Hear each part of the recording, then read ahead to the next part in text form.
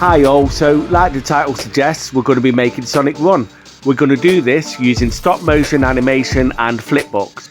It's really easy to do even for a beginner, so watch this video until the end and I'm going to give you some tips on how to do this yourself. So as you can see here, I've got some flipbook paper. You can get this really cheap online from eBay or Amazon, and as you can see it's got two little holes in it so you can use pegs to keep it steady while you're flipping it.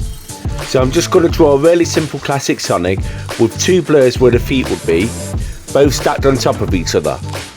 Now normally I'd use a light pad for this bit, but unfortunately I can't find mine, so I've had to improvise a little bit. I'm using a clear drawing board with a torch underneath. You can get light pads online that are pretty reasonably priced, between £15 and £30 on eBay or Amazon, but you can even do this with the light of a tablet or even a phone. So as you can see here, I'm doing the spikes a little bit different this time, just so that they look like they're moving when he's running. And now I'm drawing both the speed blurs side by side. And just like that, with two frames you've got a Sonic running animation. Really easy. Now here he is as a flipbook. And now here is that loop. So there you have it, how to draw Sonic running.